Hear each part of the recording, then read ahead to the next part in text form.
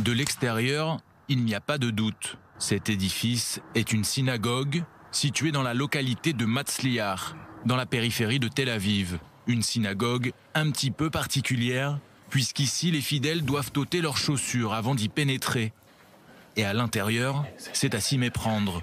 Des tapis ont remplacé les sièges, car les Juifs qui viennent prier ici ont pour coutume de le faire à même le sol, en s'agenouillant et en se prosternant.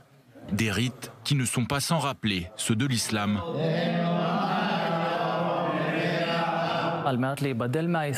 Aux alentours de 700 ans après Jésus-Christ, pour se différencier de l'islam, le judaïsme rabbinique a décidé de ne pas continuer à prier comme les musulmans et que la prière se ferait donc désormais de façon assise et plus en se prosternant. Bienvenue dans l'une des 10 communautés juives karaïtes que compte Israël, un courant du judaïsme reconnu par l'État qui s'oppose pourtant au courant rabbinique. Alors que ce dernier domine largement le judaïsme depuis plusieurs siècles, les juifs karaïtes auraient représenté jusqu'à 40% de la population juive mondiale jusqu'au Xe siècle de notre ère. C'est à partir de là qu'ils ont commencé à être considérés comme des hérétiques par les rabbins, qui ont cherché à les exclure de la communauté juive.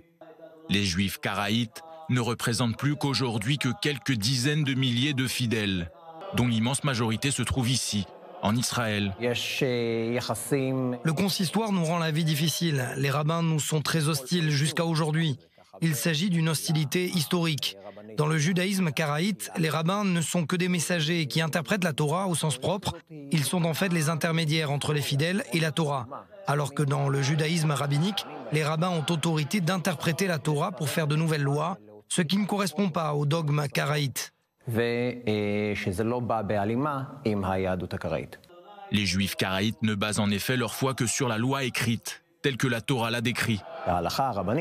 Selon la loi rabbinique, même si ton rabbin te dit que noir c'est blanc, tu dois lui dire amen. Le judaïsme karaïte se base sur l'idée que le bien se trouve dans la Torah et qu'il n'y a pas besoin de se fier à l'opinion d'un autre. La compréhension de la Torah dépend de l'individu.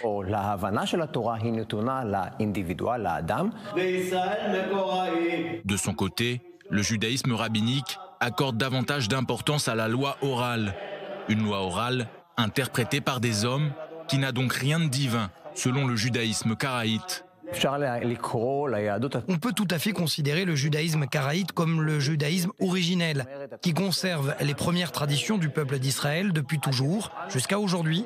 Le judaïsme karaïte, c'est en fait le diamant dans la couronne.